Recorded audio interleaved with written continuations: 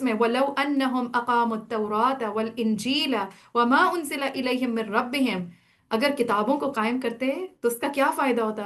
لَأَكَلُوا مِنْ فَوْقِهِمْ وَمِنْ تَحْتِ أَرْجُلِهِمْ، رزق اوپر اور نیچے سے اللہ تعالیٰ ان کو دیتا، یعنی رزق میں ان کے کتنی برکت ہوتی۔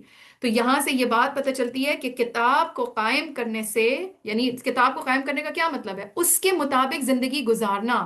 تو اللہ تعالیٰ کس طرح انسان کی زندگی کو برکتوں سے بھر دیتا ہے، رزق کے دروازے کھل جاتے ہیں۔ آپ دیکھیں مفسرین کا قول ہے کہ وہ کہا کرتے تھے کہ ہم قرآن کے پڑھنے پڑھانے میں مصروف ہوئے تو ہمیں دنیا میں بھلائیوں نے گھیر لیا، بھلائیوں اور برکات نے گھیر لیا، سبحان اللہ۔ اور ہم یہ سمجھتے ہیں شاید ہم پڑھیں گے تو بہت سب کچھ ہمارے ہاتھ سے چلا جائے گا، یہ شیطان کے وسوسے ہوتے ہیں۔ تو انسان کے وقت میں، اس کے مال میں، اس کی اولاد میں برکتوں کا باعث ہوتا ہے، اور اس قرآن کی تعلیم کے ساتھ وقت لگانے سے انسان بہت ساری رحمتیں پا لیتا ہے۔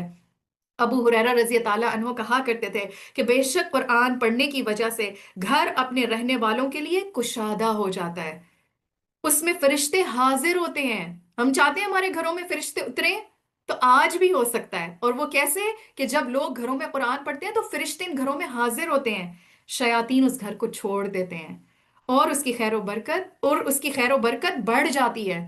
تو جس گھر میں فرشتوں کی آمد ہو، جس گھر سے شیاطین نکل جائیں، تو آپ سوچیں وہ گھرانہ کیسا گھرانہ ہوگا۔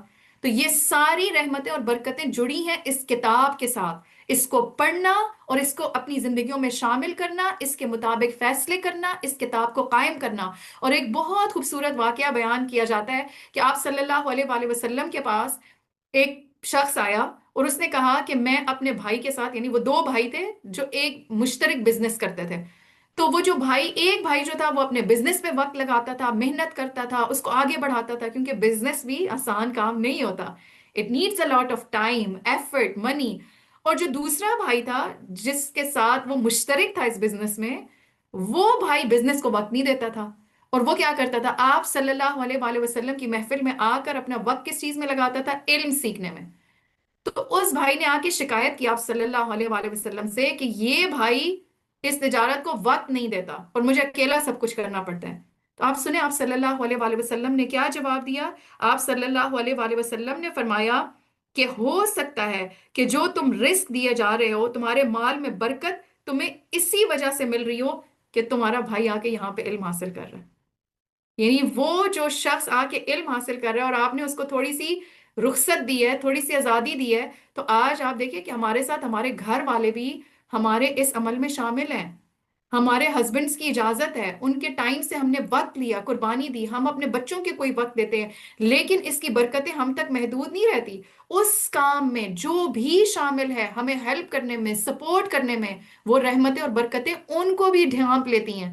کتنی برکتوں والی کتاب ہے۔ تو یہ سوچیں کہ اگر ان سے جڑے ہوئے لوگوں کے اوپر رحمتیں اور برکتیں اور ان کے مالوں میں ہو رہی ہیں، تو جو شخص خود جڑا ہوا ہے اور خود اس کام میں محنت کر رہا ہے، اس کی زندگی میں کیسی رحمتیں اور برکتیں ہوں گی۔